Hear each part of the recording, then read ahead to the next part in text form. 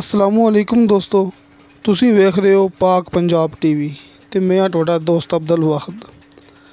दोस्तों माशाल्लाह अज मैं तुहाडे वास्ते 1 एकड़ बहुत ही अच्छी बहुत ही बेहतरीन कमर्शियल ज़मीन की वीडियो लैके हाज़र होया। इंशाल्लाह उम्मीद है कि तुहानू ये बड़ी पसंद आवेगी।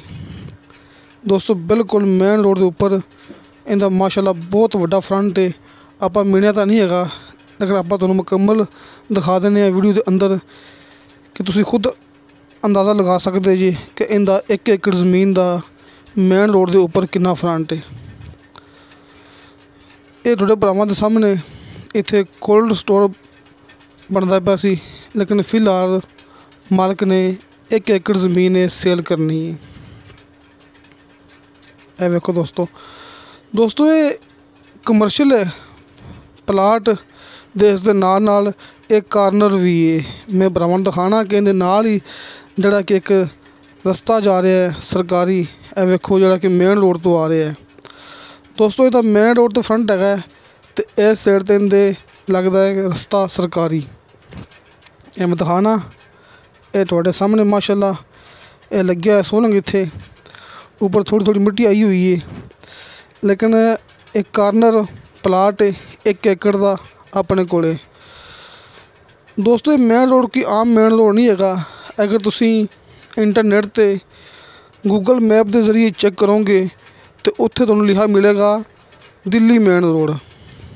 दोस्तों ये दिल्ली के नाम से मशहूर है। तुसी इंटरनेट ते चेक कर सकते जी, तुसी गूगल मैप के जरिए चेक कर सकते जी, तुहानू उत्थे लिखा मिलेगा दिल्ली रोड, क्योंकि ये पुराना दिल्ली रोड है।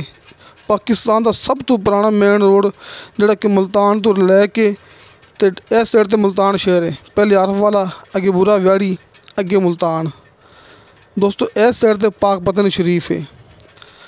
दोस्तों अं समझ लो कि ये मेन रोड मुल्तान तो लैके ते जा रहा है डायरैक्ट दिल्ली तक।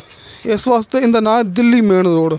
पाकिस्तान का सब तो पुराना ते सब तो वड्डा मेन रोड। दोस्तों आपां इस टाइम खड़े हाँ आरफ वाला ते पाकपतन दे बिल्कुल दरम्यान च।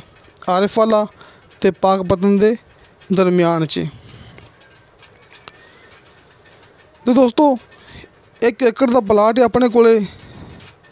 मलबे के पैसे फिलहाल मालक ने कहा कि अलग होणगे, लेकिन आपां मौके ते आके गल हुंदी है, इंशाल्लाह गल कर लांगे जिथे भी मालक राज़ी हो जाए। जी डिमांड है वो आस पास के माहौल के नाल हुंदी है कि आपां इस जगह ते 2-2 करोड़ के भी फी एकड़ के हिसाब नाल प्लाट दिखा चुके हैं इस आस पास, जिथे कि शेयर बिल्कुल नाल हुंदा है।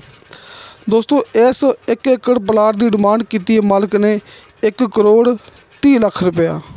दोस्तों 1 करोड़ 30 लाख रुपया इनकी डिमांड है, जिंदा कि मेन रोड तो फ्रंट है बहुत वड्डा ते नाल ही रस्ता होर है सरकारी सोलंग लग्या उनके तो भी फ्रंट है इस साइड ते सामने कि कार्नर प्लाट है 1 एकड़ का।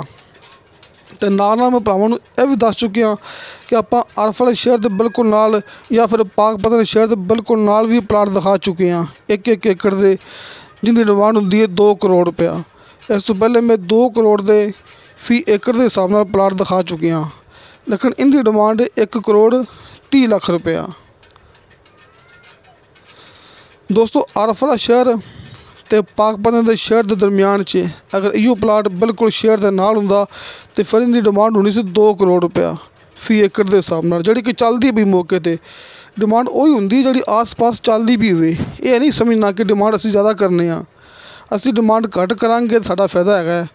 तुसीं इस गल नूं खुद समझ सकते जी।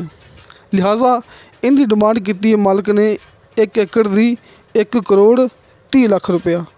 नंबर तुहानू भरावां नूं सामने स्क्रीन ते नज़र आ जाएगा, अपना WhatsApp number and call number जिहड़ा कि मैं अपने दफ्तर की तस्वीर ले ली सी।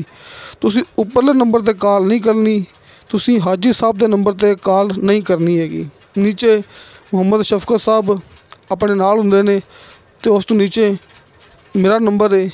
दोवां नंबरां ते अपनी WhatsApp ऑन हुंदी है कि राबता ना होवे कॉल ते तुसीं आपां नूं WhatsApp ते किसी भी टाइम वॉइस मैसेज कर सकते जी। अपनी WhatsApp 24 घंटे ऑन हुंदी है। तो दोस्तों इंशाअल्लाह ताला मिलांगे अगली वीडियो ते। खुदा हाफिज़।